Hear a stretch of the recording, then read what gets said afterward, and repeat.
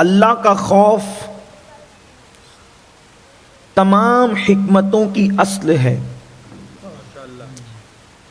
جتنی حکمتیں ہیں اس سب کی جڑ ہے اللہ کا خوف.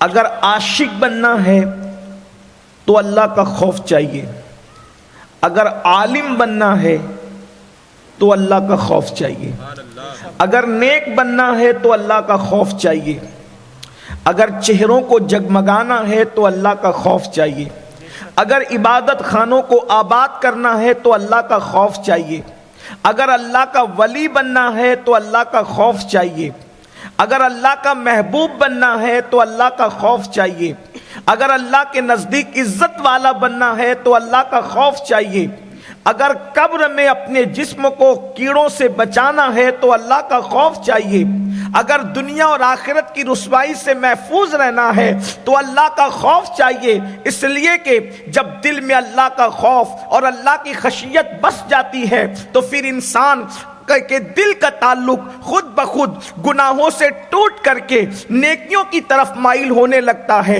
جب اللہ کا خوف انسان کے دل میں پیدا ہو جاتا ہے تو پھر انسان عیاشیوں کے اڈوں کو آباد کرنے کی بجائے وہ خدا خانوں کی طرف بڑھنے لگتا ہے. جب انسان کے دل میں اللہ کی خشیت پیدا ہو جاتی ہے، اللہ کا خوف پیدا ہو جاتا ہے تو انسان اپنی زبان کو گناہوں سے بچاتا ہے، اپنی نگاہ کو گناہوں سے بچاتا ہے، اپنے ہاتھ اور پیر کو گناہوں سے بچاتا ہے. اسی لیے میرے اللہ نے ارشاد فرمایا، یا ایھا الذین آمنوا اتقوا اللہ حق تقاتہ، اے ایمان والو اللہ سے ڈرو جیسا کہ ڈرنے کا حق ہے.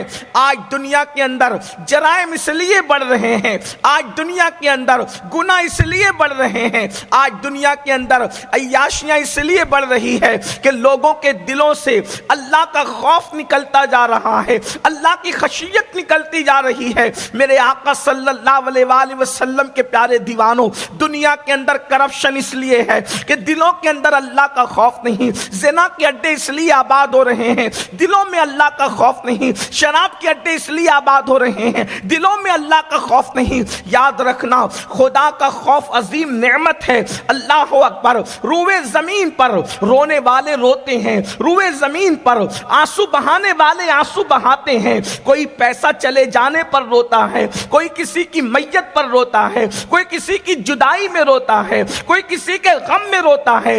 یاد رکھنا، کوئی آنسو اتنا قیمتی نہیں ہوتا جو آنسو اللہ کے خوف سے نکلنے والا قیمتی ہوتا ہے. اللہ کے سچے رسول، ہم سب کے آقا و مولا مصطفیٰ جان رحمت صلی اللہ علیہ وآلہ وسلم ارشاد فرماتے ہیں، اگر کوئی تنہائی میں اپنے گناہ کو یاد کر کے اللہ کے خوف سے روتا ہے اور اس کی آنکھ سے صرف مکھی کے سر کے برابر آنسو نکل جائے تو اللہ اس کے چہرے پر جہنم کی آگ کو حرام فرما دیتا ہے.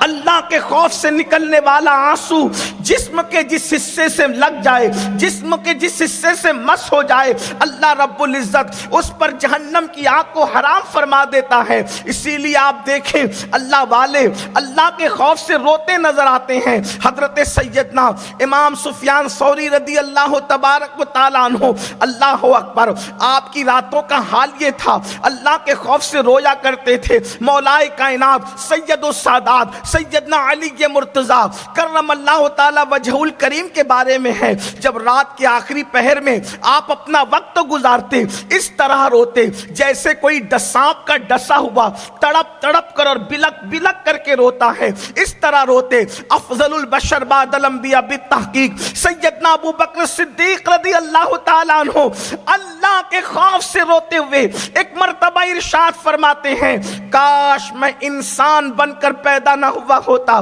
میں کسی مومن کے سینے کا ایک بال بن جاتا. میرے آقا صلی اللہ علیہ وآلہ وسلم کے دیوانوں، خدا کے خوف کی شان یہ ہے، اللہ کی خشیت کی شان یہ ہے. اللہ اکبر. ہر انسان سدھرنا چاہتا ہے، ہر انسان بدلنا چاہتا ہے، ہر انسان دل کا انقلاب چاہتا ہے. یاد رکھنا، خدا کے خوف کے بغیر دلوں میں انقلاب نہیں آ سکتا. اور اگر اللہ کا خوف چاہیے، اللہ کی خشیت چاہیے تو یاد رکھنا خدا کا خوف جو ہے وہ بازار بازاروں میں نہیں ملا کرتا. خدا کا خوف جو ہے خریدا نہیں جا سکتا. خدا کا خوف جو ہے یوں ہی حاصل نہیں کیا جا سکتا. ساری نیکیوں کی اور حکمت کی جڑ اللہ کا خوف اور خشیت ہے. اور اللہ کا خوف کس کو ملتا ہے؟ تو قرآن کہتا ہے انما یخشی اللہ من عبادہ العلماء، کہ بے شک اللہ کے بندوں میں اللہ سے ڈرنے والے اگر کوئی ہیں تو وہ علم والے ہیں. علم کی برکت سے اللہ کا خوف نصیب ہوتا ہے. علم کی برکت سے اللہ کی خشیت نصیب ہوتی ہے. جہالت جتنی بڑھتی جائے گی اتنی بے خوفی بڑھتی جائے گی. آج لوگ بے خوفی کی زندگی کیوں گزار رہے ہیں؟ ان کے پاس علم نہیں.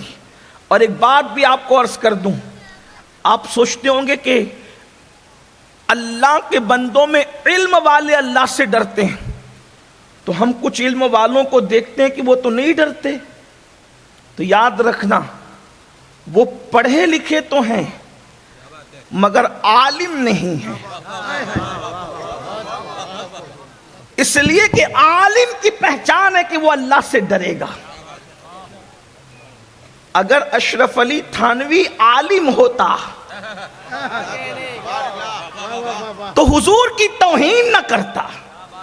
ابن تیمیہ عالم ہوتا تو حضور کی توہین نہ کرتا. پڑھا لکھا تو ہے، عالم نہیں ہے. اس لیے کہ جس کے دل میں اللہ کا خوف ہوگا، جب وہ اپنے جیسے بشر کی توہین نہیں کر سکتا تو وہ خیر البشر کی توہین کیسے کر سکتا ہے؟ امام اہل سنت پڑھے لکھے بھی تھے اور عالم بھی تھے. دل کی خشیت کی وجہ سے پکار اٹھے، اللہ کی سردہ بقدم شان ہے یہ انسان، نہیں انسان وہ انسان ہے. یہ قرآن تو ایمان بتاتا ہے انہیں، ایمان یہ کہتا ہے میری جان ہے. نعرے تکبیر، نعرے رسالت، عظمت مصطفیٰ. تو یاد رکھنا، ہر پڑھا لکھا عالم نہیں ہوتا اور ہر عالم پڑھا لکھا ہوا کرتا ہے. تو آج لوگوں کے اندر جو جہالت ہے اسی کی وجہ سے گناہ عام ہو رہے ہیں، جرائم عام ہو رہے ہیں. میرے آقا صلی اللہ علیہ وآلہ وسلم کے دیوانوں، اللہ کے رسول صلی اللہ علیہ وآلہ وسلم نے اسی لیے علم کی طرف اپنی قوم کو پیش رفت کرنے کا حکم دیا، علم کی طرف بڑھنے کا حکم دیا. علم کیا ہے؟ یاد رکھنا، میں دنیاوی علوم کا مخالف نہیں ہوں، لیکن جلسہ چونکہ مدرسے کا ہے اس لیے میں آج آپ کے سامنے دینی علوم کے حوالے سے کچھ باتیں عرض کرنا چاہتا ہوں، لیکن مفہوم مخالف آپ مراد نہیں لیں گے. اللہ اکبر، ہم نے بھی کچھ تھوڑا بہت دنیا کے علوم پڑھے ہیں اور اللہ کا شکر ہے الحمدللہ سنی دعوت اسلامی جو ہے دنیاوی علوم کے ادارے بھی قائم کر رہی ہے. خود بفضل ہی تعالیٰ ایک انگلش اسکول اور ایک جونیئر کالج کا میں خود بھی چیئرمین ہوں. اس اعتبار سے اپنا تعارف کرانا کبھی پسند بھی نہیں کیا، لیکن اللہ کا شکر ہے عصری علوم کی خدمت ہم لوگ بھی کر رہے ہیں. مگر یاد رکھنا، یہ دنیا کے جو علوم ہے وہ دنیا میں کام آئیں گے، مگر جو علم دین ہے انشاءاللہ وہ قبر تک جائے گا، قبر میں کام آئے گا. میرے آقا صلی اللہ علیہ وآلہ وسلم کے دیوانوں، آج ہم لوگوں کا حال کیا ہو گیا ہے؟ بچے کو اسکول کے لیے تو اٹھاتے ہیں لیکن علم دین کے حوالے سے ہماری کوئی دلچسپی نہیں ہے. زیادہ سے زیادہ بچے کو قرآن پڑھنا سکھا دیں گے، وہ بھی درست تلفظ کے ساتھ نہیں، وہ بھی صحیح انداز سے نہیں. اللہ اکبر، حال یہ ہے 3-3 4-4 بچوں کے باپ بن گئے. ابھی تک غسل کا اسلامی طریقہ بھی نہیں پتا، ابھی تک نماز پڑھنے کا صحیح طریقہ بھی نہیں پتا. مسلمانوں بتاؤ، اللہ اکبر، ہم نے کمپیوٹر سیکھا، ہم نے 25-25 سال لگا دیے کس کے لیے؟ جو ڈگریاں دنیا میں کام آئے گی ان کے لیے 25-25 سال لگائے، اور جو ڈگری قبر میں جائے گی 25 گھنٹے بھی اس علم دین کے لیے ہم نے کوشش نہیں کی. اللہ کے رسول صلی اللہ علیہ وآلہ وسلم ارشاد فرماتے ہیں، رات کے مختصر سے حصے میں علم دین کا حاصل کرنا پوری رات جاگ کر نفل عبادت کرنے سے بہتر ہے. میرے آقا صلی اللہ علیہ وآلہ وسلم کے دیوانوں، اللہ کے حبیب صلی اللہ علیہ وآلہ وسلم ارشاد فرماتے ہیں، جو علم دین سیکھتا ہے مچھلیاں اس اس کے لیے دریا میں دعا کرتی ہے، جو علم دین سیکھتا ہے پرندے اس کے لیے گھونسلوں سے دعا کرتے ہیں، چونٹیاں اس کے لیے بلوں سے دعائیں کرتی ہے۔ اللہ اکبر۔ اور اللہ کے رسول صلی اللہ علیہ وآلہ وسلم فرماتے ہیں طالب علم یعنی علم دین کا سیکھنے والا جس قبرستان سے گزر جاتا ہے ان قبروں سے عذاب کو اٹھا لیا جاتا ہے۔ سبحان اندازہ اللہ۔ کریں، اللہ اکبر، علم دین کا حاصل کرنے والا اگر قبر کے قریب سے گزر جائے تو قبر کا عذاب اٹھا لیا جائے تو خود اس پر کیسے عذاب ہو سکتا ہے؟ یہاں تک فرمایا گیا علم حاصل کرو ماں کی گود سے قبر میں جانے تک کے۔ اللہ اکبر۔ آج میری قوم نے علم دین کو، علم قرآن کو، علم حدیث کو، علم فقہ کو کوئی اہمیت نہیں دی۔ اگر مسلمانوں سے معلوم کرے آؤ تو فلمی دنیا کے بارے میں بہت کچھ پتا ہے، مسلمانوں سے معلوم کریں آؤ سیاست کے بارے میں بہت کچھ پتا ہے، دنیا میں کیا رہو بہت کچھ پتا ہے، ہونا بھی چاہیے، منع نہیں کرتے، لیکن اگر ان سے پوچھ لو اللہ کے بارے میں کیا عقیدہ ہونا چاہیے، رسول اللہ کے بارے میں کیا عقیدہ ہونا چاہیے، ولیوں کے بارے میں کیا عقیدہ ہونا چاہیے، کوئی جواب نہیں بن پڑتا۔ بلکہ دکھ کی بات تو یہ ہے کہ آج بہت سارے مسلمانوں کو صحیح طور پر پہلا کلمہ پڑھنا بھی نہیں آتا۔ جب کہیں نکاح پڑھانے کے لیے میں جاتا ہوں تو مائک دولہا کے منہ کے قریب کرنے کی بجائے میں اپنے منہ کے قریب کر کے اس کو کلمہ پڑھاتا ہوں، اس لیے کہ مجھے پتا ہے درجنوں کا مجمع ہے، سینکڑوں کا مجمع ہے، اگر مائک اس کے منہ کے قریب کریں گے تو بیچارے کی عزت چلی جائے گی کیونکہ وہ صحیح طور پہ کلمہ نہیں پڑھ سکتا۔ اللہ اکبر۔ جو قوم کے جوان صحیح طور پہ کلمہ نہیں پڑھ سکتے انہیں غرور ہے ہم بیت المقدس بچائیں گے، انہیں گھمنڈ ہے ہم قبلہ اول کی حفاظت کریں گے۔ نادانو، جو پہلا کلمہ نہ پڑھ سکے وہ قبلے کا تحفظ کیا کر سکتے ہیں؟ جو اپنے آپ کو جہنم سے نہ بچا سکے وہ ظالم صہیونیوں سے اور مشرکین سے، یہود و نصارہ سے اسلام کی کیسے حفاظت کر سکتے ہیں؟ اسلام کے محافظ تو وہ تھے جنہیں نور الدین زنگی کہا جاتا ہے، صلاح الدین ایوبی کہا جاتا ہے، محمد ابن قاسم کہا جاتا ہے، جنہوں نے جانوں کو داؤ پہ لگا کر اللہ کے دین کی حفاظت کی۔ واہ واہ واہ، سبحان اللہ۔ اللہ کے بندو، دین کی اہمیت کو جانو۔ آج ہمارے بچوں کو ہم مسلمان نہ بنا سکے، جیسا مسلمان حضور دیکھنا چاہتے تھے آج ہم اپنے بچوں کو ویسا مسلمان نہ بنا سکتے، اپنی بچیوں کو ایسا مسلمان۔ آپ کیا سمجھتے جس اسٹیج پر جاؤ لوگ بڑے درد دل کے ساتھ کانوں کان کہتے ہیں مسلمانوں کی بچیاں مرتد ہو رہی ہے۔ میں نے کہا جو تمہیں پتا ہے وہ تم کہہ رہے ہو، لیکن بچیاں اور بچے جو مرتد ہو کر گھر میں ہیں ان کا غم کون منائے گا؟ آپ کے بچے اگر دنیاوی تعلیم حاصل کر رہے ہیں ان کو اسلام پہ اعتراض ہو رہا ہے، حالانکہ دنیا میں سب سے خوبصورت ترین اگر کوئی مذہب ہے تو صرف مذہب اسلام ہے۔ اس مذہب کا حسن ہی الگ ہے، اس مذہب کا خدا رحمان و رحیم اللہ، اس مذہب میں جس کو الہ مانتے وہ اللہ ہے، اس کی طاقت کیا، اس کی قوت کچھ نہیں پتا۔ بہت سارے مسلمانوں کو یہ بھی نہیں پتا قبر میں کیا۔ ایک بہت بڑے پیر صاحب نے مجھ سے پوچھا بغداد شریف، یار مرنے کے بعد قبر میں اتنی دیر تک کے کیسے پڑے رہیں گے؟ میں نے کہا پیر صاحب پڑے ہی نہیں رہیں گے، ہمارا پورا دین، آپ واللہ کوئی میں گڑھ کے بات نہیں کر رہا ہوں، اگر مائک پر نام لینا غیبت میں شمار نہ ہوتا تو میں نام لے کر بتاتا۔ قبر میں کیا ہونا ہے کچھ پتا نہیں، سیکھا ہی نہیں۔ یہ جو لوگ مرنے سے ڈرتے ہیں اسی لیے کہ ان کو علم نہیں ہے کہ قبر میں ہونا کیا ہے، قبر میں کیا ہونا ہے۔ جتنی خوبصورت دنیا کی زندگی ہے اس سے کروڑ درجہ زیادہ مومن کی زندگی قبر کی خوبصورت ہے۔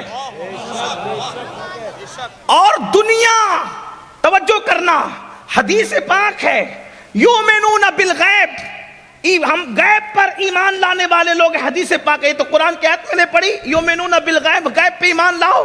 حدیث پاک ہے کیا ماں کا پیٹ دنیا کے سامنے جتنا چھوٹا ہے, توجہ کریں, ماں کا پیٹ دنیا کے سامنے جتنا چھوٹا ہے, مومن کی قبر اتنی وسیع ہے کہ اس قبر کے سامنے دنیا اتنی چھوٹی ہے جتنی دنیا کے سامنے ماں کا پیٹ چھوٹا ہے. جب مومن قبر میں جاتا ہے تو اس کی قبر کو تا حد نگاہ کشادہ کر دیا جاتا ہے, جنت کا بستر بچھا دیا جاتا ہے, جنت کی کھڑکی کھول دی جاتی ہے اور اس کو کہا جاتا ہے سو جا ایسے جیسے پہلی رات کی دلہن سوتی ہے.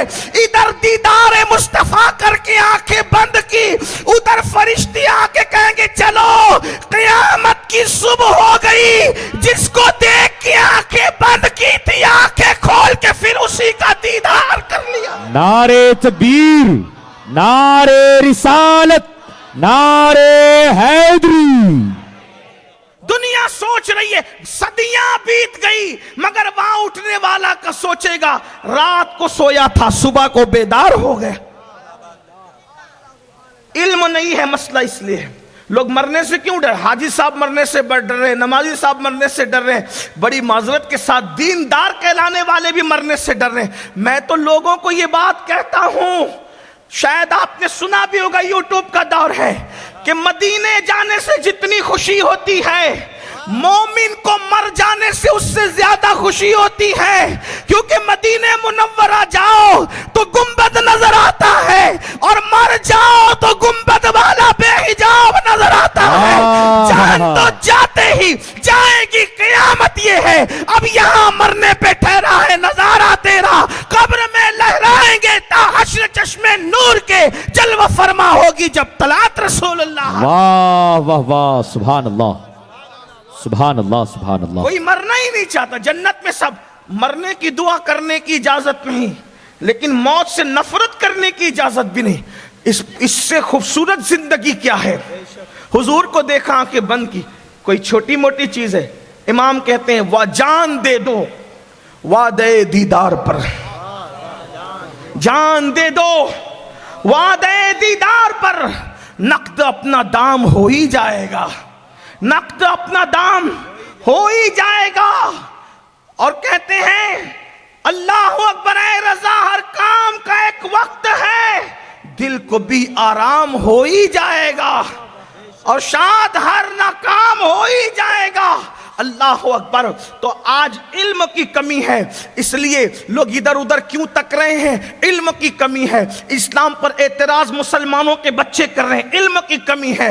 قوم کی بیٹیاں آج اسلام کو شک کی نظر سے دیکھ رہے ہیں, علم کی کمی ہے. اللہ اکبر. ایسے وقت میں اگر یہ مدرسے قائم ہے, یہ مدرسے کیا ہے, ان کی اہمیت جانو, ان کی قدر جانو. اللہ کے رسول صلی اللہ علیہ وآلہ وسلم نے ارشاد فرمایا العلم حیات الاسلام و عماد الدین, علم اسلام کی زندگی ہے اور دین کا ستون ہے. ایک دور تھا مسلمانوں کا بچہ پڑھا لکھا رہتا تھا, مسلمانوں کے چھوٹے چھوٹے بچوں کے پاس اتنا علم رہتا تھا, اللہ اکبر, کہ اتنا علم لوگوں کے بڑوں کے پاس نہیں رہتا تھا. آئیے اگر بچے کی بات آئی ہے تو پھر میں نبی کے گھر کے ایک بچے کی بات کروں, جس گھر کے بچے کو امام اہل سنت نے نور کا بیان فرمایا ہے.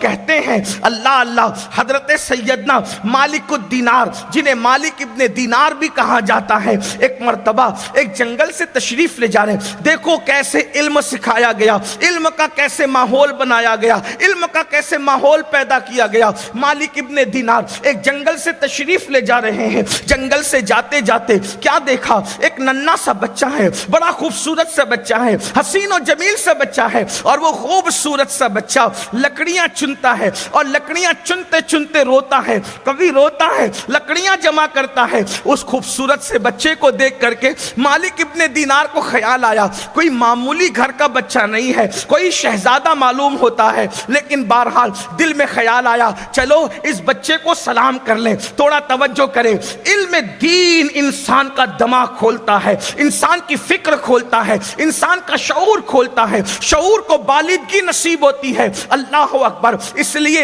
اپنے بچوں کو اتنا علم تو ہمیں دینا چاہیے کہ کم سے کم ضروریات دین کا علم ہمارے بچوں کے پاس ہو. ہر مسلمان کا بچہ نماز جانے, وضو جانے, نکاح کے مسائل, طلاق کے مسائل, حلال و حرام کے مسائل, یہ سب ہمارے بچے کو پتہ ہونا چاہیے. جتنا علم سیکھنا فرض ہے, بچوں کو اور بچیوں کو جب تک اتنا علم نہیں سکھاؤ گے بچوں کا ایمان نہیں بچا سکتے. قرآن کہتا ہے قُوا أَنفُسَكُمْ وَأَهْلِكُمْ نَارًا, اپنے آپ کو بھی جہنم کی آگ سے بچاؤ اور اپنی اولاد کو بھی جہنم کی آگ سے بچاؤ. یاد رکھنا, پھر کہتا ہوں دنیاوی علوم کا مخالف نہیں, مگر سن لو, اگر دنیا کی ڈگری بچوں کو نہ دلائی اللہ قیامت میں نہیں پوچھے گا. اگر آپ نے دینی فرض و علوم نہ سکھائے تو اللہ قیامت کے دن تم سے پوچھے گا. مجرم بنو گے, مجرم. آج ہمارے بچے جو ڈکیتی کر رہے ہیں, شراب پی رہے ہیں, زنا کے اڈوں پہ جا رہے ہیں, سود کے اڈوں پہ جا رہے ہیں, وجہ علم دین ان کے پاس نہیں, بلکہ ماں باپ کی ناقدری کر رہے ہیں, علم دین ان کے پاس نہیں. ماں باپ کو ستا رہے ہیں, علم دین ان کے پاس نہیں. ماں باپ سے بغاوت کر رہے ہیں, علم دین ان کے پاس نہیں. آج اگر بیویوں کو مارا پیٹا جا رہا ہے, علم دین ان کے پاس نہیں. طلاق کی بات کی جا رہی, علم دین ان کے پاس. سارا رونا اسی پر ہے, علم دین ان کے پاس نہیں. اللہ کے رسول نے عرب کے صحرا نشینوں کو زیور علم سے آراستہ کیا. عرب کے صحرا نشینوں کو زیور علم, حضور نے جو انقلاب پیدا کیا وہ خالص علمی انقلاب تھا. غلاموں کو اتنا علم دیا کہ صحابہ کے دور کے بعد علمی قیادت آزاد کردہ غلام اکثر کرتے نظر آ رہے ہیں. دیکھ لیں آپ, بڑے بڑے ائمہ وہ لوگ ہیں جن کا کبھی خاندان غلامی میں جو ہے وہ بسر کیا کرتا تھا. آپ اس کی ایک تاریخ ہے. تو عرض یہ کر رہا تھا, مالک بن دینار نے سوچا اس بچے کو سلام کروں. اچھا, یہ آج ہم سلام کی سنت بھی چھوڑ چکے, وہ بھی علم نہ ہونے کی وجہ. اگر میں اسٹیج سے سلام کرنے کی سنت بیان کروں تو بھی لوگ ناراض ہوں گے, کیونکہ یہ بھی جہالت ہے. لیکن ہم نے تو بلایا تھا تقریر سننے کے لیے, تو سلام کی سنتیں شروع کر دی. انہیں پتہ ہی نہیں ہے کہ سلام کیا ہے. سلام وہ ہے, اللہ کے رسول علیہ السلام ارشاد فرماتے ہیں سلام کرو گے تو غرور ختم ہوگا, سلام کرو گے تو دل کے کینے ختم ہوں گے, سلام کرو گے تو دل صاف ہوگا, اور سلام کرنے والے کو 90 نیکی ملتی ہے, جواب دینے والے کو 10 نیکی ملتی ہے. سلام اللہ کی بھی سنت ہے, توجہ کریں, سلام اللہ کی بھی سنت ہے, رسول اللہ کی بھی سنت ہے, فرشتوں کی بھی سنت ہے, انبیاء کی بھی سنت ہے, مومنین کا طریقہ ہے.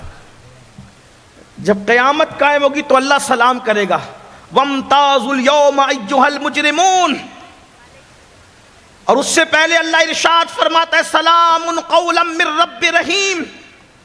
اللہ سلام کرے گا اپنے بندوں کو, رحمان کی طرف سے سلام ہوگا. لیکن جب اللہ سلام کرے گا تو مجرموں کو چھانٹ دیا جائے گا. فرشتے سلام علیکم طبتم, فرشتے سلام کریں گے مومنوں کو, مومن ایک دوسرے کو سلام کریں. یہاں ایک بات مجھے یاد آئی, جنت میں نماز نہیں ہوگی لیکن جنت میں سلام ہوگا.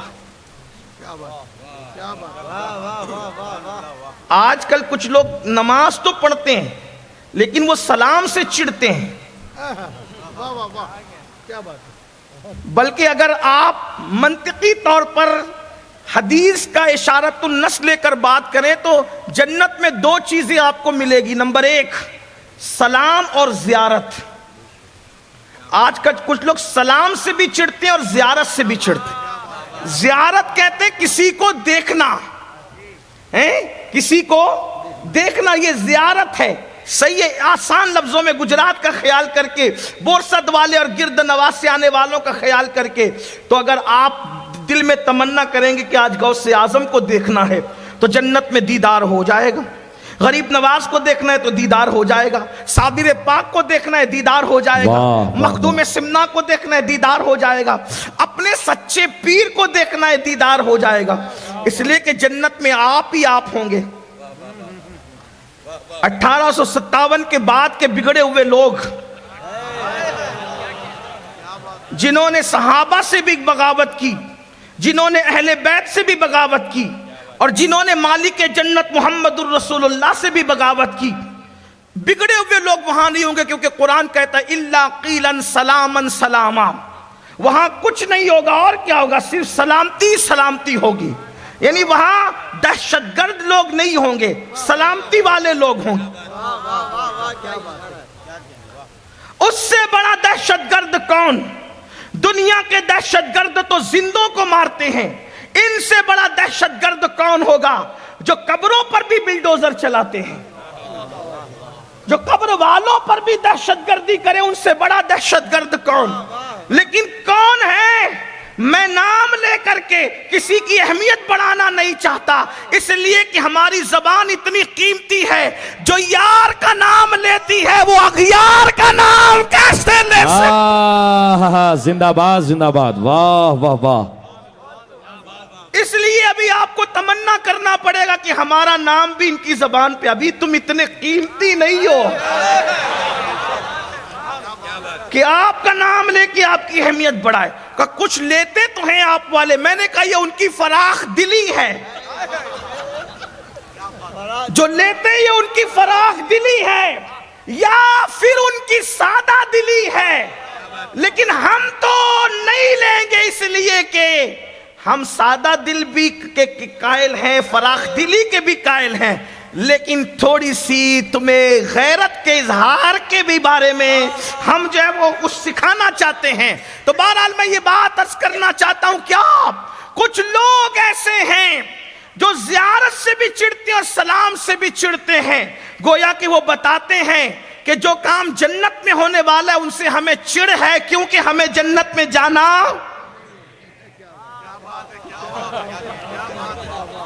وہاں سلام، اس لیے یہاں سلام کی عادت ڈالو اور زیارت کی بھی عادت ڈالو، ہاں زیارت کی بھی عادت ڈالو، سلام کی بھی عادت ڈالو، کیونکہ وہاں زیارتیں بھی ہوگی اور انشاءاللہ ہمیں ہی ہوگی۔ لیکن سنیو، یاد رکھنا، اگر شراب پیتے رہو اور پھر جنت کا خواب دیکھو، گارنٹی اس منبر کی نہیں ہے۔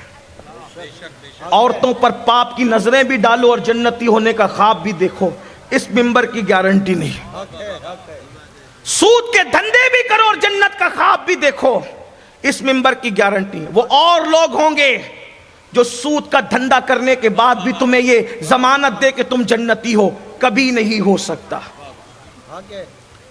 سود کا دھندا کرنے والوں پر تو امام ابن حجر فرماتے ہیں شب قدر میں بھی میں نے عذاب ہوتے دیکھا۔ آپ کیا سمجھتے ہیں؟ یہ مت سمجھو کہ صرف سنی کہلا کر جنت میں چلے جاؤ گے۔ میں اپنے علماء کی تائید، اگر میں صحیح جملہ کہہ رہا ہوں تو تائید چاہتا ہوں، اور غلط کہہ رہا ہوں تو اصلاح کریں، میں ابھی اپنی جملے کو واپس لے۔ صرف سنی کہلا کر کے جو چاہو کرو اور جنت میں جاؤ، ایسا نہیں ہو سکتا۔ تمہارے گھر کی شادیوں میں ڈی جے بجے پھر تم جنتی، پوری زندگی کبھی مسجد کا منہ نہ دیکھو فجر کی نماز میں پھر بھی تم جنتی، یہ نہیں۔ اللہ کے رسول صلی اللہ علیہ وآلہ وسلم نے تو یہاں تک فرمایا، ہم حضور کے پابند ہیں، آپ کے نہیں۔ آپ کو برا لگتا ہے تو آپ معاف کریں، نہیں معاف کر سکتے تو آپ خوش نہیں۔ لیکن اتنا ضرور کہوں گا، جب اللہ کے رسول نے فرما دیا جس نے نماز چھوڑ دی میں محمد اس سے بیزار ہوں، جس سے حضور بیزار ہو جائیں اسے جنت کیسے ملنے؟ میرے بھائی، جس سے ماں ناراض ہو اس کو جنت نہیں ملے گی، جس سے حضور ناراض ہو اس کو جنت کیسے مل سکتی ہے؟ جو ماں باپ کو ناراض کر دے، حضور فرماتے اس کو جنت نہیں۔ ماں کے قدموں تلے جنت، لیکن جو مالک جنت ہے وہ حضور ہیں، اللہ نے انہیں مالک جنت بنایا۔ تو یہ جو خواب دیکھتے ہو نا، سود کے دھندے کر کے، شراب پی کر کے، جوا کھیل کر کے، اللہ کے رسول علیہ السلام نے ارشاد فرمایا کہ ان کے نام تو جہنم کے دروازوں پہ لکھے جاتے، اور جن کا نام جہنم کے دروازوں پہ لکھا جائے گا اس کا جہنم میں جانا ہے۔ نہیں برداشت کر سکتے جہنم کے عذاب کو۔ اللہ کے بندو، آپ کیا سمجھتے ہو دین کو اور آخرت کو، قیامت کو اور حساب کتاب کو؟ اللہ کے رسول صلی اللہ علیہ وآلہ وسلم جو خود مالک جنت ہے، ذرا توجہ کرنا اس پر، بہنوں کی بھی توجہ، اللہ کے رسول کی بات کرنا جس کے لیے کائنات بنے، جن کی عزت کے اظہار کے لیے میدان محشر ہے، جس کو مالک جنت بنایا، جب ان کی داڑھی میں کچھ سفید بال صدیق اکبر نے دیکھے، توجہ کرنا اس پر، حضور کی داڑھی میں چند بال، 10 یا 12 بال، مختلف روایتیں ہیں، چند سفید بال رسول اللہ کی داڑھی میں صدیق اکبر نے دیکھے تو عرض کیا یا رسول اللہ آپ کے بال سفید ہو رہے ہیں؟ تو اللہ کے رسول نے فرمایا ابو بکر، سورہ ہود، سورہ واقعہ، سورۃ النبا، ان سورتوں نے مجھے بوڑھا کر دیا۔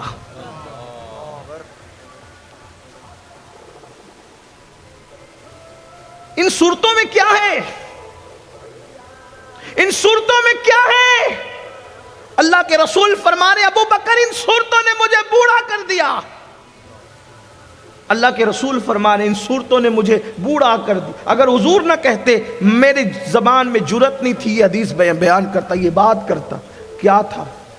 ہم کہے لگا رہے میدان محشر سن کے، حضور قرآن میں میدان محشر پڑھ کر کے حضور کو اتنا اللہ اکبر امت کے حوالے سے غم لاحق ہو رہا ہے کہ اللہ کے رسول فرما رہے کہ ان صورتوں نے مجھے بوڑھا کر دیا۔ آقا ارشاد فرماتے عائشہ میرے اللہ کا فرمان ہے کہ تم میں سے ہر کسی کو جہنم سے گزرنا پڑے گا، اگر اللہ کرم کر دے تو وہ جہنم سے گزر جائے گا ورنہ اس کا ٹھکانہ جہنم ہے۔ مجھے بتائیے صرف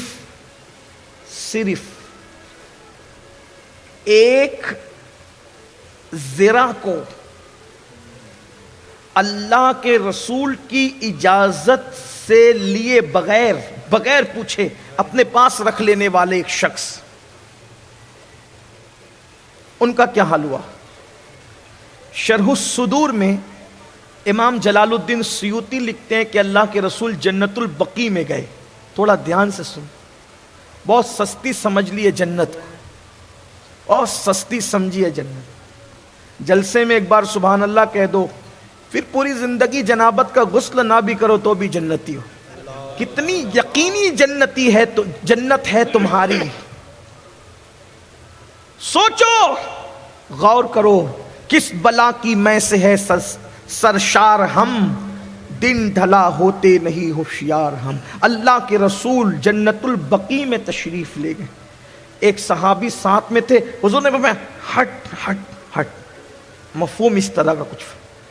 وہ جو ساتھ میں تھے انہوں نے سمجھا مجھے ہٹنے کو کہتے ہیں، آقا نے فرمایا تجھے ہٹنے کو نہیں کہہ رہا ہوں، یہ جو قبر میں سو رہا ہے نا دراصل یہ عذاب میں گرفتار ہے، جنت البقیع میں وہ عذاب میں، مفہوم بیان کر۔ حضور یہ آقا فرماتے ہیں ہاں میں نے اس کو زکوٰۃ وصول کرنے کے لیے بھیجا تھا تو زکوٰۃ میں ایک زرہ آئی تھی، اس زرہ کو اس نے اپنی مرضی سے اپنے پاس رکھ لیا، تو میں دیکھ رہا ہوں کہ وہ زرہ جہنم کی آگ کی بنا کر کے اس کو پہنا دی گئی ہے۔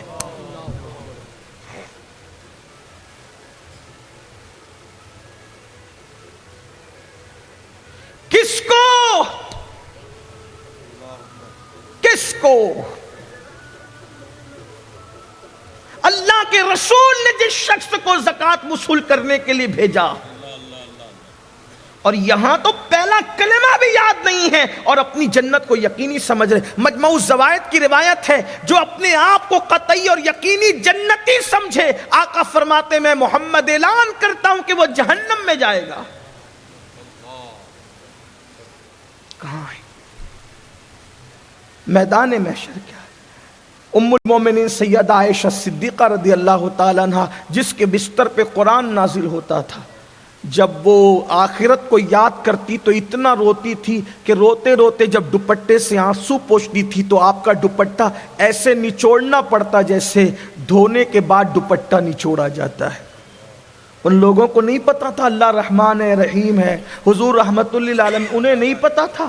انہوں نے قرآن اترتے دیکھا، انہوں نے حضور کے معجزات دیکھے، درختوں کو حضور کے قریب آتے دیکھا، حضور کے اشارے سے درختوں کو جاتے دیکھا، کنکریوں کو حضور کے اشارے سے کلمہ پڑھتے دیکھا، حضور کے ہاتھوں میں کھانے کو تسبیح کرتے دیکھا۔ حضور علیہ الصلوۃ والتسلیم کے ذریعے سے انہوں نے دیکھا کہ پتھر حضور پر درود پڑھ رہے ہیں، سلام پیش کر رہے ہیں۔ حضور کے معجزات اپنی آنکھوں سے دیکھا، ان کا ایمان کتنا مضبوط تھا، اللہ اکبر۔ اس کے بعد بھی وہ روتے ہیں، بلکتے ہیں، آؤ بکا کرتے ہیں۔ اللہ اللہ، آئیے ایک حدیث اور سن لے، ایک روایت اور سن لے۔ جب سیدنا فاروق اعظم، جن کو میرے آقا نے جنت کی بشارتیں دی اور فرمایا میرے بعد کوئی نبی ہوتا تو عمر ابن خطاب ہوتے، وہ فاروق اعظم جب ان کو شہید کیا گیا، آپ نے اپنے بیٹوں سے کہا میرے بیٹوں تم میرے فرما بردار ہو، مجھے زمین پر ڈال دو۔ اور جب زمین پر آپ کو ڈالا گیا تو آپ اپنا رخسار زمین پہ مل کر اللہ کی بارگاہ میں رونے لگے۔ عبداللہ ابن عباس کہنے لگے امیر المومنین آپ تو وہ ہیں،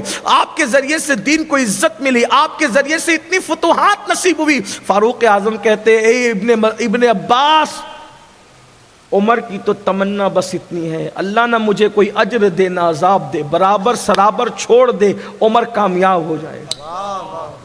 یہ ان کی عاجزی ہے، یہ ان کی انکساری ہے۔ اور ہمیں کیا ہو گیا؟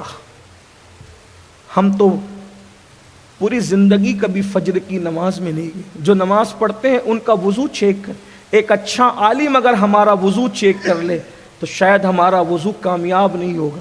عالم چیک کرے تو ہمارا وضو کامیاب نہیں ہو سکتا۔ علیم بذات الصدور چیک کرے گا تو ہمارے وضو کا کیا حال ہوگا؟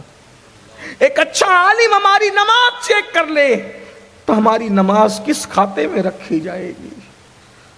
عالم کے پاس نماز چیک کرائیں جو سچا عالم ربانی ہو تو اپنی نماز کا کیا ٹھکانہ؟ علیم بذات الصدور چیک کرے گا ہماری نمازوں کو کیا حال ہوگا؟ کیا دن ہم دیکھ رہے ہیں، بے فکر ہو کر کے بیٹھے۔ سیدنا فاروق اعظم اتنا روتے تھے کہ چہرے پہ نشان بن گئے۔ امام غزالی رحمت اللہ علیہ فاروق اعظم کا ایک واقعہ پیش کرتے ہیں جس کا مفہوم پیش کرتے ہیں۔ حضرت عبداللہ ابن عمرو ابن عاص کی تمنا تھی کہ فاروق اعظم کی شہادت کے بعد میں ان کو خواب میں دیکھوں۔ توجہ کرنا، مفہوم پیش کر رہا ہوں۔ عبداللہ ابن عمرو ابن عاص صحابی ابن صحابی ہیں، ان کی تمنا تھی کہ میں فاروق اعظم کو خواب میں دیکھوں۔ 12 سال ہو گئے فاروق اعظم کی شہادت کو، اور کہاں آرام کرنے؟ ہم سنیوں کا یقین ہے کہ صدیق و فاروق جنت میں سو رہے ہیں، ہے نا؟ جہاں 2 رکعت پڑھنے کے لیے ہر مکتبہ فکر کا آدمی نمبر لگا کر کھڑے ہوتا ہے، ایک دوسرے کو دھکے دیتا ہے، وہاں وہ حضور اس سے اور قریب حضور کے قدموں میں سو رہے ہیں، آرام کر رہے ہیں۔ حضرت پیر نصیر الدین نصیر بہت خوبصورت بات کہتے ہیں نام آتے ہی ابو بکر عمر کا لب پر کیوں بگڑتا ہے وہ پہلو میں سلائے ہوئے ہیں۔ حضور کے قدموں میں سونے والے ابھی بھی جنت میں سو رہے ہیں، جنت میں آرام کر رہے ہیں۔ میرے امام کہتے ہیں سادین کا قران ہے پہلو ہے ماہ میں، جرمٹ کیے ہیں تارے تجلی قمر کی ہے، اور محبوب رب اکبر ہے اس سبز قبہ میں، پہلو میں جلوہ گاہ عتیق و عمر کی ہے۔ اللہ اکبر۔ فاروق اعظم رضی اللہ تبارک و تعالیٰ عنہ کو دیکھنے کی تمنا عبداللہ ابن عمرو ابن عاص کے دل میں تھی۔ 12 سال کے بعد اس شان سے فاروق اعظم کو دیکھا، ایسا لگتا تھا کہ جیسے غسل کر کے، ابھی ابھی تازہ غسل کر کے کہ بدن سے پانی کے قطرے ٹپک رہے ہیں، آپ تشریف لا رہے ہیں۔ تو فاروق اعظم کو دیکھنے کی تمنا پوری ہو گئی تو فاروق اعظم سے کہا امیر المومنین بہت دن سے تمنا تھی کہ آپ کو دیکھوں لیکن آج دیکھا۔ تو کہا کتنے دن ہو گئے مجھے تم سے ملے ہوئے اور تم سے بچھڑے ہوئے؟ کہا 12 سال ہو گئے۔ تو کہا کہ عبداللہ جس دن سے شہادت ہوئی اس دن سے لے کے آج تک میں اللہ کو حساب دے رہا تھا، میں اللہ کو۔ کون فاروق اعظم؟ کون فاروق اعظم؟ میرے بعد اگر کوئی نبی ہوتا عمر ابن خطاب۔ کون فاروق اعظم؟ جس کو دیکھ کر شیطان رستہ بدل دے۔ رستہ تبدیل کر دے. کون فاروق اعظم؟ فرمایا میرے عمر کا نام لے کر اپنی محفلوں کو رونق بخشو. کون فاروق اعظم؟ حضور کے یہ شان والے صحابہ، ان کی عظمت جن کا ذکر توریت میں، انجیل میں، قرآن میں. وہ فرما رہے ہیں 12 سال سے اللہ کو حساب دے رہا، میرے اللہ کو مجھ پہ رحم آ گیا اور میرے اللہ نے مجھے بخش دیا. آج تم مجھے دیکھ رہے ہو. اس میں بھی فاروق اعظم کی شان ہے، کوئی توہین نہیں. اللہ کو حساب دے رہے، اللہ کو حساب دے رہے. بھائی جسے حساب دیا جاتا ہے پھر اس کا دیدار نہیں کیا جاتا، یہ بھی ان کی شان ہے. اگر کوئی دائیں بائیں کا رستہ نکالتا ہے تو اسے پتا ہونا چاہیے، لیکن ہمارے لیے کیا عبرت ہے. 12 سال تک فرماتے میں حساب دے رہا تھا. کون؟ جس کے عدل نے شیر اور بکری کو ایک گھاٹ میں پانی پلا دیا، جس نے کہا کہ اگر دریا کے کنارے کوئی بکری خارش سے مر جائے بھوکی، میں ڈرتا ہوں کہ قیامت کے دن اللہ کی بارگاہ میں کیا جواب دوں گا. جس نے ایک جبے پر خلافت سنبھالی اور پوری زندگی گزار دی، جس کے پاس دوسرا جبہ بھی نہیں تھا، جس کا حال یہ تھا سب لوگوں کو کھلاتے تھے بیت المال سے اور خود سوکھی روٹی کھاتے تھے. اللہ اکبر. ان کی کیا منقبت بیان کریں جن کے بارے میں جبریل امین کہتے ہیں اگر میں عمر نو لے کر کے آؤں اور عمر کی فضیلت بیان کروں تو عمر نو ختم ہوگی، عمر کی فضیلت ختم نہیں ہو سکتی. ایسی ہستی فرمائے 12 سال سے میں اللہ کو حساب دے رہا تھا، جس کے تقوی کا عالم یہ ہے کہ جب اپنے گھر کا حساب کرتے ہیں تو گھر کا چراغ جلاتے ہیں اور بیت المال کا حساب کرتے ہیں تو حکومت کا چراغ جلاتے ہیں. جس کے بدن پہ پیون تھے پیون والے کپڑے پہنے. اللہ اکبر. جس نے کبھی مشکوک لقمہ نہیں کھایا وہ فرماتے 12 سال تک میں اللہ کو حساب دیتا رہا. سود کے دھندے کرنے والوں کہاں سے طاقت لاؤ گے اللہ کی بارگاہ میں جواب دینے کی؟ زنا کے اڈوں کو آباد کرنے والوں کہاں سے زبان میں طاقت لاؤ گے اللہ کی بارگاہ میں جواب دینے کی؟ مسجدوں کو ویران کرنے والوں کہاں سے طاقت لاؤ گے اللہ کی بارگاہ میں جواب دینے کی؟ عورتوں پر پاپ کی نظریں ڈالنے والوں کہاں سے طاقت لاؤ گے اللہ کی بارگاہ میں جواب دینے کی؟ آقا ارشاد فرماتے ہیں قیامت کے دن وہی کامیاب ہوگا جس کو اللہ درگزر کر دے. اگر اللہ نے پوچھ گچھ کر لی تو نہیں بچ سکتا. اور ہم کہتے ہیں جو ہوگا دیکھا جائے گا. انا للہ و انا الیہ راجعون. کس بلا کی میں سے ہے سرشار ہم، دن ڈھلا ہوتے نہیں ہو. یہی رونا ہے اس لیے بے خوف ہو گئے محشر سے، اس لیے بے خوف ہو گئے. علم نہیں ہے. جس کے بیٹے جنتی جوانوں کے سردار ہے وہ آخرت کو یاد کر کے داڑھی پکڑ کر کہتے اللہ علی پر رحم فرما. وہ امام اعظم جو داتا کے بھی امام ہے اور خواجہ کے بھی امام ہے، محبوب الہی کے بھی امام ہے، وہ اپنی سفید داڑھی پکڑ کے پوری رات رو کر کہتے اللہ نعمان کے بڑھاپے پہ رحم فرما. تو قیامت میں مجھ سے کیا پوچھے گا اور میں تجھے کیا جواب دوں گا؟ جو رمضان شریف میں 61 قرآن ختم کرتے تھے ان کی فکر آخرت اور اللہ کے خوف کا یہ عالم ہے. جو روزانہ ہر رات کبھی 700 کبھی 300 اور کبھی 1000 رکعت تک نماز ادا فرماتے تھے. یہ ان کی کرامت تھی کہ اللہ ان کے لیے رات اتنی طویل کر دیتا تھا. یہ حال تھا. علم نہیں ہے. سوچتے ہیں کہ قطعاً یقینی جنتی ہے ہم لوگ. نہیں، اتنی سستی نہیں ہے جنت اور اتنی مہنگی بھی نہیں ہے جتنا 1857 کے بعد والوں نے مہنگی کر کے دکھایا. نہ اتنی سستی ہے جو آپ سمجھ رہے ہیں اور نہ اتنی مہنگی ہے جو وہ کہہ رہے ہیں. تو کیا ہے اعتدال کی راہ؟ تو امام نے بہت آسانی سے سمجھایا. کہا جنت کیسے؟ تو کہا وہ تو نہایت سستا سودا بیچ رہے ہیں جنت کا. وہ تو نہایت سستا سودا بیچ رہے ہیں جنت کا، مگر ہم مفلس کیا مول چکائیں؟ اپنا ہاتھ ہی خالی. ایک انگوٹھی بکی ابھی 51,000 کی. ہے نا, بہت مہنگی بکی. اگر میں اپنی گھڑی کو یہ کہہ دوں کہ یہ 4 آنے کی, لو خریدو, 4 آنا چاہیے مجھے, کس کے پاس 4 آنا ہے لے جاؤ اس کو, 51,000 کی خریدی نا انگوٹھی, یہ 4 آنے کی ہے. گھر جا کے کہو گے کتنا سستا سودا لگایا امین القادری نے, مگر جیب میں 4 آنے نہیں تھے.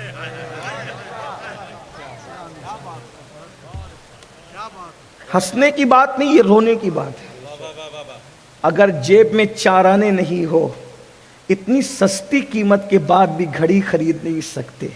جنت تو سستے میں بک رہی ہے کیا اپنے پاس؟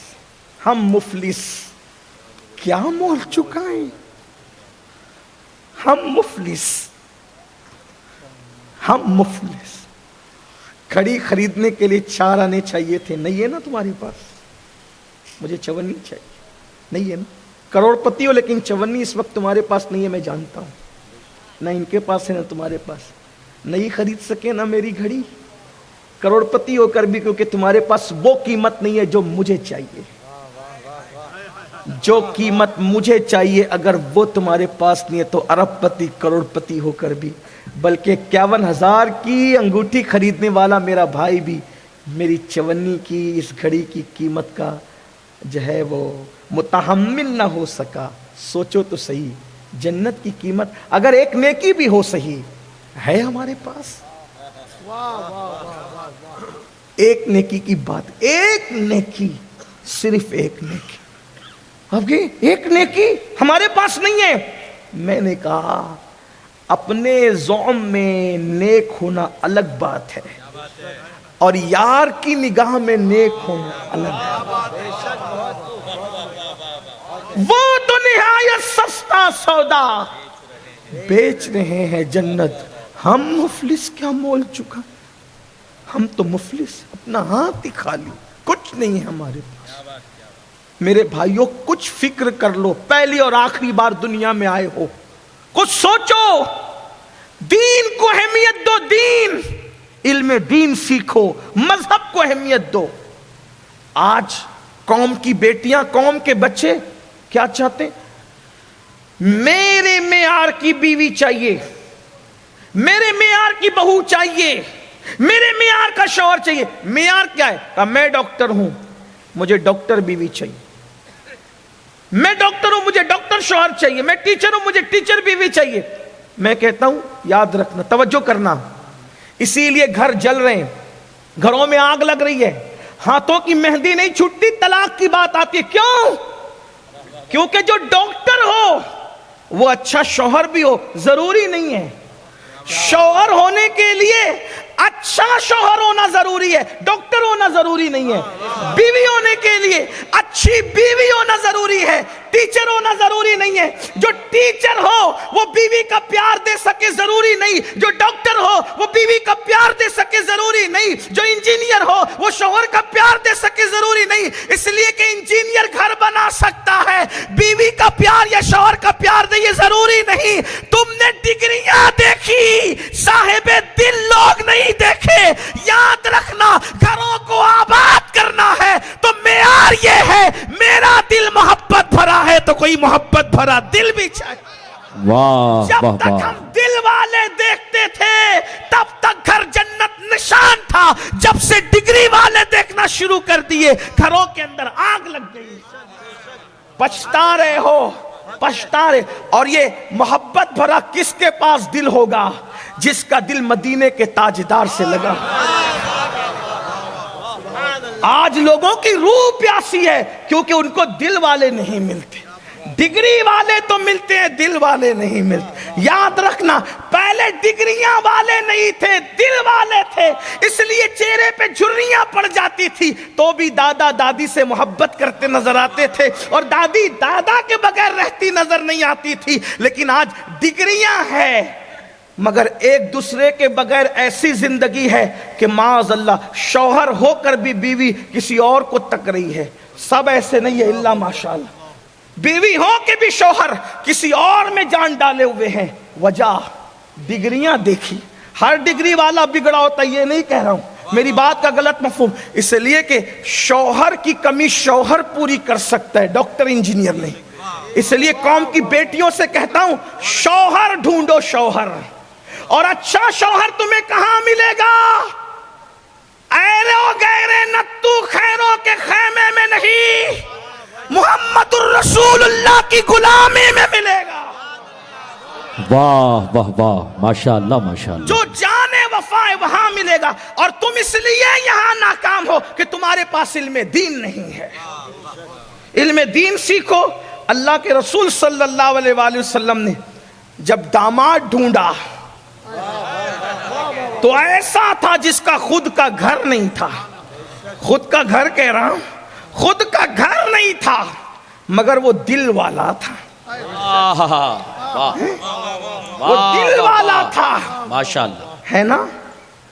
توجہ فرمائیں، بیبیاں حضور کی، ہائے ہائے ہائے، قرآن ان کے بارے میں کہہ چکا، اے نبی کی بیبیوں، کیا لستن کاحد من النساء، تم اور عورتوں کی طرح نہیں ہو۔ کیوں؟ اس لیے کہ محبوب نالین پہن لے تو وہ سر پہ رکھی جاتی ہے، جو حضور کی بیویاں بن جائے ان کے مرتبوں کی معراج کا اندازہ کون لگا سکتا؟ تو اگر ڈھونڈنے نکلے ہو تو شوہر ڈھونڈو، ڈھونڈنے نکلے ہو تو بیوی ڈھونڈو، اور اچھا شوہر آپ کو اسلام کے سوا کہیں نہیں مل سکتا، اچھے ماں باپ آپ کو اسلام کے سوا کہیں نہیں۔ آپ کہیں گے امین القادری ہمیں تو نہیں ملا، میں نے کہا تم نے دولت مند ڈھونڈا، دیندار نہیں ڈھونڈا۔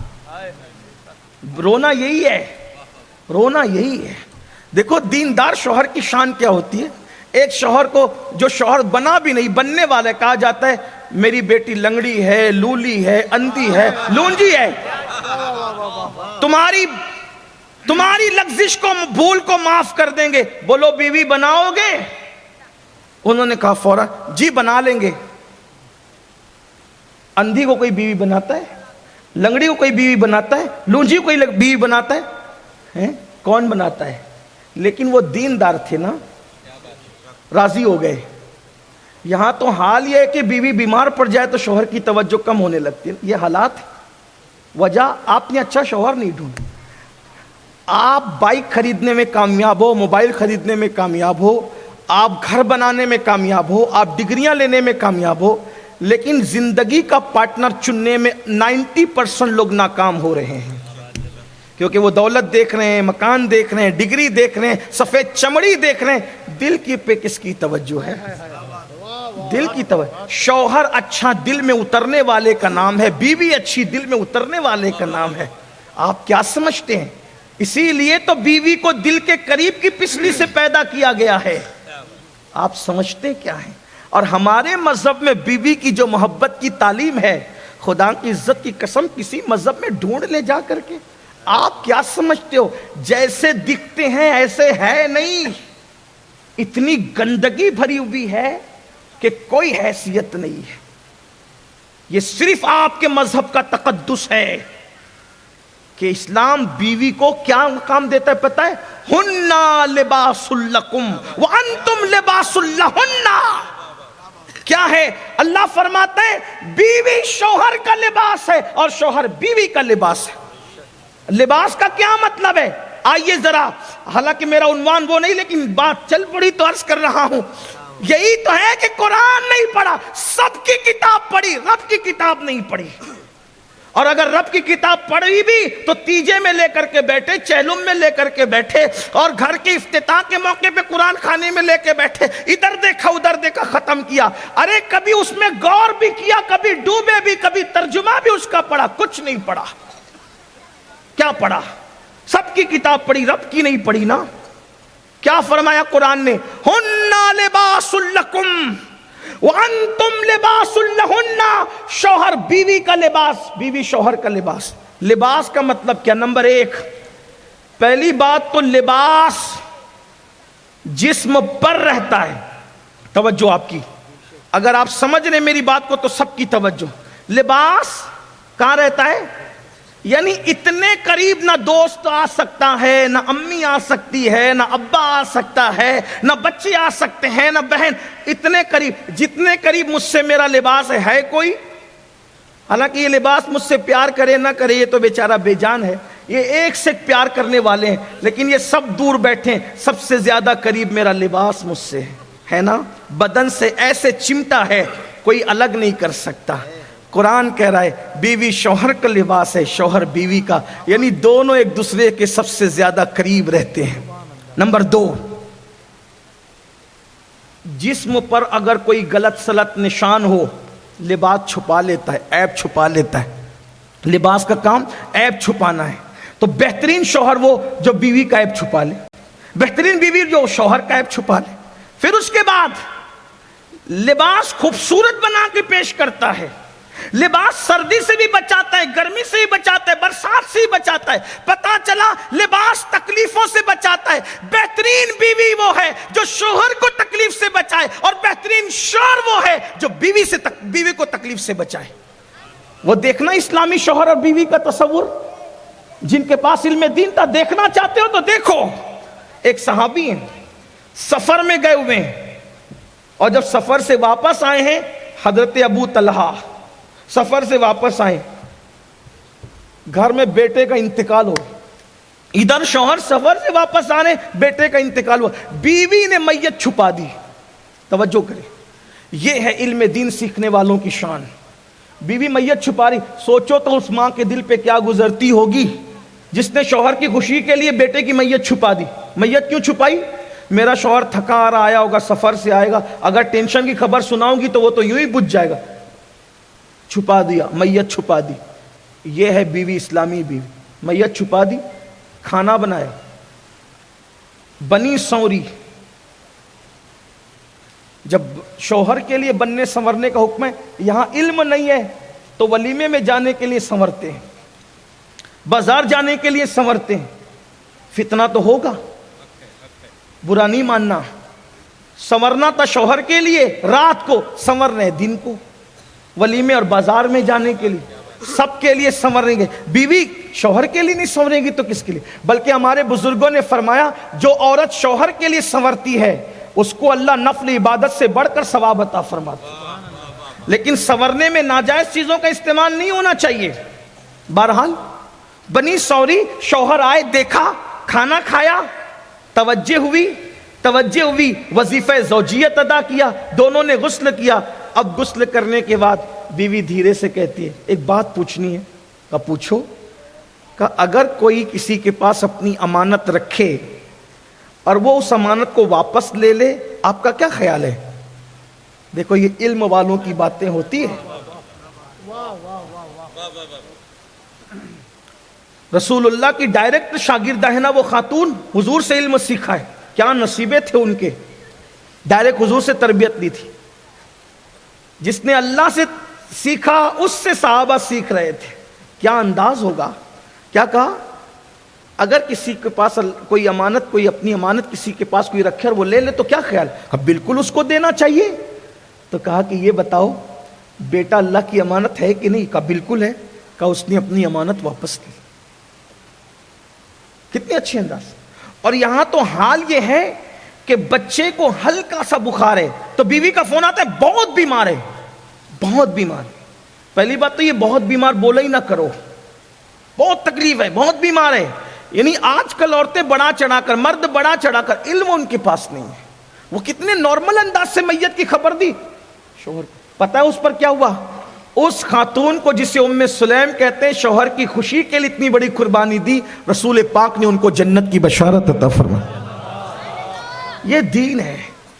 آج ہمیں بچیوں کو پڑھانا ہوگا. پڑھاؤ، کیونکہ مرد پڑھیں گے تو علم دروازے تک رہے گا، عورتیں پڑھے گی تو علم نسلوں تک منتقل ہوگا. مرد نے پڑھا، فرد نے پڑھا، عورت نے پڑھا، پورے معاشرے نے پڑھا. ماں کی گود جب تربیت یافتہ ہوگی تو بچے خود بخود تربیت یافتہ ہوں گے. بات دور سے دور چلی گئی. عرض کر رہا تھا سلام کرو. سلام کی بڑی فضیلت ہے. زیارت کی عادت بناؤ. اور ایک بات یاد رکھنا، اگر کسی سے کینہ کپٹ بھی ہو نا، اس کو بار بار سلام۔ ایک بات آپ کو بتاؤں، اگر حضور کے ساتھ جنت میں جانا ہے تو ایک نسخہ ذرا میں بھی آج آپ کو بتا دوں۔ جانا ہے حضور کے ساتھ جنت، اللہ کے رسول فرماتے ہیں، اے انس، صبح اس حال میں کر کے کسی مومن کے لیے تیرے دل میں کینہ نہ ہو، جس کا دل کینے سے پاک ہوگا وہ جنت میں میرے ساتھ ہوگا۔ مت رکھو کسی کے لیے کینہ، چھوڑ دو، ٹینشن چھوڑو۔ اپنا دل کسی کے کینے کے لیے تھوڑی ہے، اپنا دل تو محبت مدینہ کے لیے ہے، مدینے والے کے لیے ہے۔ تو حضرت مالک بن دینار، بات اس پہ پوری کرتے ہیں۔ حضرت مالک بن دینار سوچا یہ بچہ بڑا خوبصورت ہے، حسین ہے، جمیل ہے، کسی اچھے گھر کا ہے، اس کو سلام کر۔ جیسے ہی سوچا سلام کرتے ہیں تو اچانک دوسرا خیال آیا، بچہ ہی تو ہے۔ کیا خیال آیا؟ بچہ ہی تو ہے، اسے کیا سلام کر۔ اچھا دونوں خیال آئے تھے، ایک کہیں اور سے آیا تھا، ایک کہیں اور سے آیا تھا۔ ابھی آپ کو سمجھ میں آئے گا کہاں سے آیا۔ خیال بھی ایک جگہ سے نہیں آتے نا، الگ الگ جگہ سے آتے۔ ہاں آگے بڑھ گئے، مالک سلام کیے بغیر آگے بڑھ گئے۔ پھر خیال آیا تیسرا، مالک تو نے کیوں سلام نہیں کیا؟ بچہ سمجھ کرنا، جب اللہ کے رسول چھوٹے چھوٹے بچوں کو سلام کرتے تھے تو کون ہے؟ او تو کون ہے؟ حضور چھوٹے چھوٹے بچوں کو سلام کرتے تھے، تو کون ہے؟ پلٹے السلام علیکم ورحمت اللہ۔ بچے نے سر اٹھایا، وعلیکم السلام یا مالک ابن دینار۔ ہو یہ تربیت کا نتیجہ ہوتا ہے۔ یہ فیضان نظر تھا یا کہ مکتب کی کرامت تھی؟ سکھائے کس نے اسماعیل کو آداب فرزندی؟ گھر کا ماحول بہت بدلتا ہے، گھر کے ماحول کا اثر۔ ہم لوگ گھر میں کسی کے گھر میں روزانہ میں سمجھتا ہوں 25-50 گھر تو ہمارا جانا ہوتا ہی ہوتا، اور بلا مبالغہ سینکڑوں لوگوں سے ملنا ہوتا ہو۔ ایک منٹ میں مجھے اندازہ ہو جاتا ہے اس گھر کا ماحول کیا ہے، اس میں علماء آتے ہیں کہ نہیں آتے، اس میں سادات آتے ہیں کہ نہیں آتے، اس میں پیر لوگ آتے ہیں کہ نہیں آتے۔ بچوں کو دیکھ کر ہم ایک منٹ میں اندازہ بتا سکتے ہیں، اس گھر میں علماء نہیں آتے، اس گھر میں آتے ہیں، اس گھر میں مشائخ نہیں آتے، اس گھر میں آتے ہیں، ہمیں پتہ ہے۔ جس گھر میں پیروں کا، مشائخ کا، سادات کا، علماء کا آنا جانا ہے، اس گھر کے بچے ملیں گے فوراً دستبوسی کریں گے۔ جن گھر میں نہیں آنا جانا ہے وہ نارمل ایک ہاتھ ملائیں گے، ایسے ملا کر کے چلے جائیں۔ ماحول الگ ہے۔ آپ سب کے قریب رہتے ہو، ذرا علماء سے بھی رشتہ جوڑو، علماء سے بھی تعلق قائم کرو، سادات سے تعلق قائم کرو، مشائخ سے تعلق۔ ان کی برکتیں ہیں، بہت برکتیں ہیں، بلکہ حدیث پاک میں آتا ہے کہ جب انسان کے نام اعمال اس کو جنت میں لے جانے کے قابل نہ ہوں گے تو اللہ پاک فرمائے گا اس سے پوچھو کیا زندگی میں کبھی اس نے کسی عالم دین سے محبت کی تھی؟ اگر محبت کی تھی تو اس محبت کے صدقے بخشا جائے گا۔ اگر وہ بھی نہیں کیا تھا تو کہا جائے گا اس سے پوچھو کہ اس کا نام کسی عالم کے نام پہ رکھا گیا تھا؟ اگر ایسا ہوگا تو بھی بخشا جائے گا۔ اگر یہ بھی نہیں تھا تو پوچھا جائے گا کیا کسی عالم کے محلے میں رہا تھا؟ اس پہ بھی بخشش ہوگی۔ اگر ایسا بھی نہیں ہوا کہا کبھی کسی عالم کی محفل سے گزر گیا تھا، اس پہ بھی بخشا جائے۔ یہ علم والوں کی برکتیں ہیں۔ لیکن پھر کہتا ہوں وہ عالم کون ہوگا؟ یخش اللہ والا۔ ہاں یہ بات آپ کو خیال رکھنا چاہیے، ورنہ اگر آپ ہر ایک کے پیچھے چل پڑیں گے، گستاخ کے پیچھے بھی، جو حضور کے ماں باپ کو بھی کافر کہتے ہوں، تو آپ کو خیال کرنا چاہیے۔ ہاں عالم کی تعریف، کتنے ہی بڑے مدرسے کا فارغ ہو، اگر اس کے اندر یکش اللہ کا جلوہ نہیں ہے تو وہ پڑھا لکھا تو ہو سکتا ہے، عالم نہیں ہو سکتا۔ ہاں تو عرض کیا کر رہا تھا، اس بچے نے کہا وعلیکم السلام یا مالک الدینار۔ اے بچے تو بڑا عارف معلوم۔ عارف، یہ عارف تصوف میں ایک اصطلاح ہے، عابد، زاہد، عاشق، عارف۔ اب اس کی تشریح کروں گا تو شاید آپ اٹھ کے بھاگیں گے، آپ مجھے چھوڑ کے چلے جائیں گے، کہیں گے یہ پاگل تو نہیں ہوا. لیکن اتنا کہہ دوں، عابد جب عبادت کرتا ہے تو ثنا پڑھتا ہے، اعوذ باللہ پڑھتا ہے، بسم اللہ پڑھتا ہے، سورہ فاتحہ پڑھتا ہے، ایسے ہی ہے نا؟ ہاں. لیکن عارف جب کہتا ہے نا سبحان اللہ، تو اس کے سبحان اللہ کہنے سے عرش کے پائیں کانپتے ہیں. یہ عارف لوگ. ہاں آپ کیا سب ایک جیسے نہیں ہوتے، سب کی عبادت ایک، نمازیں سب کی ایک جیسی نہیں ہوتی. یہ میں کہاں سے بول رہا ہوں؟ حضرت مجدد الفسانی کو اٹھا کر کے پڑھو، آپ کو سمجھ میں آئے گا. تو کہا مالک الدینار نے کہا بچے، اس سے زیادہ نہیں بتاؤں گا عارف کی بات، ورنہ پھر مجھے لوگ کہتے ہیں کہ تو یہ بات خانقاہ کی بات جلسے میں نہ کیا کرتے. میں نے بھی سوچا کہ نہیں کریں گے، خانقاہ میں ہی کریں گے. لیکن کچھ خانقاہی لوگ بیٹھے ہوتے تو مجھے بھی کچھ شوق ہوتا ہے کہ ان کو سبق سنا لوں. ہاں چلیں ٹھیک ہے، آگے بڑھتے ہیں. کیا ہوا؟ اے بچے، تو عارف ہے، میرا نام بھی جانتا، میرے باپ کا نام بھی جانتا، جبکہ تیری میری ملاقات کبھی نہیں ہوئی. اس بچے نے کہا او مالک، جب اللہ نے روحوں کو جمع کیا نا، روحوں کا اجتماع کیا، تو اللہ نے پوچھا تھا نا لست بربکم، تو تیری میری روح قریب قریب کھڑی تھی. تو مجھے بھول گیا، میں تجھے پہچانتا ہوں. ہاں تب حضرت مالک الدینار کو پتہ چلا یہ چھوٹا سا ہے بچے، تو بڑی عرفان کی بات کرتا ہے، لیکن تیرے ماں باپ نے تجھ پہ ظلم کیا. بچپنے میں تجھے لکڑی جمع کرنے بھیج دیا، تو یہ محنت کر کے تو رو رہا ہے نا. کہا میرے ماں باپ کی غیبت نہ کر، میرے ماں باپ نے مجھ پہ کوئی ظلم نہیں کیا، میں خود شوق سے آیا لکڑیاں کہ میں اپنے ماں باپ کی خدمت کروں. کہا پھر روتا کیوں ہے؟ کہا روتا اس لیے ہوں کہ لکڑیوں کو دیکھ کر رو رہا ہوں کہ جب میں یہ لکڑیاں گھر لے جاتا ہوں تو میری ماں بڑی بڑی لکڑیاں جلانے کے لیے جب چولہے میں ڈالتی ہے تو بڑی لکڑیاں نہیں جلتی، تو وہ چھوٹی چھوٹی ڈال کر کے جلاتی ہے. تو مجھے ڈر لگتا ہے جب بڑوں کو جہنم میں ڈالا جائے گا تو کہیں ہم چھوٹوں کو بھی نہ ڈال دیں، اس لیے میں رو رہا ہوں. ماں باپ کے ظلم کی وجہ سے نہیں، میرے ماں باپ ظالم نہیں ہیں. اللہ اکبر. تب حضرت مالک الدینار کو خیال آیا ایک مسئلہ دماغ میں لے کے پھر رہا ہوں، کوئی جواب نہیں دیتا، اسی بچے سے پوچھ لوں، اسی بچے سے پوچھ لوں، اسی بچے سے پوچھ لوں. ایک سوال کا جواب کوئی نہیں دے سکتا، اسی بچے سے پوچھ لوں. اے بچے، تیری باتیں سن کے میں متاثر ہوا، تیری تربیت بڑی زبردست پیمانے پہ کی گئی ہے. ایک سوال ہے، میں نے بڑے بڑوں سے پوچھا، کوئی جواب نہیں دے سکا، آپ جواب دیں گے میری بات کا؟ کہا پوچھو پوچھو. تو کہا یہ بتاؤ، قلب میں اور نفس میں کیا فرق ہے؟ قلب مطلب دل، اور نفس مطلب جو برائیوں کی طرف لے جاتا ہے، نفس امارہ. ہمیشہ کون برائیوں کی طرف لے جاتا ہے؟ نفس امارہ. اور دل ہمیشہ نیکیوں کی طرف کھینچتا ہے. تو کیا کہا؟ قلب میں اور نفس میں کیا فرق ہے؟ بچے نے کہا جس نے تجھے سلام کرنے کے لیے کھینچ کے لایا نا، کہ بچہ ہے مگر حضور جب بچوں کو سلام کرتے تھے تو کون ہوتا ہے؟ جس نے تجھے جانے کے بعد بھی کھینچ کے لایا اس کو دل کہتے ہیں. اور جس نے تجھے ورگلایا، ارے بچہ ہی تو ہے، اس کو کیا سلام کرتا ہے؟ جس نے نیکی سے روکا وہ نفس تھا، اور جس نے نیکی کی طرف کھینچ کر لایا اسی کو دل کہتے ہیں. یہ نفس اور قلب میں فرق ہے. او بچے، تو میرے دل کے احوال بھی جانتا ہے، تو کون ہے یہ تو بتا. کہ جسے باب مدینۃ العلم کہتے ہیں اسی کے گھر کا بچہ ہوں. علی کا گھر بھی کیا گھر ہے کہ اس گھر کا ہر ایک بچہ جہاں پیدا ہوا شیر خدا معلوم.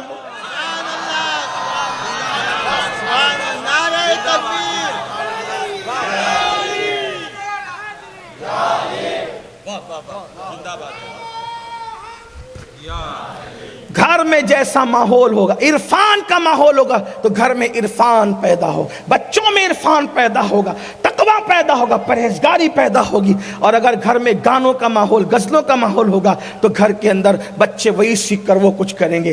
آئیے علم کی طرف پیش رفت کریں.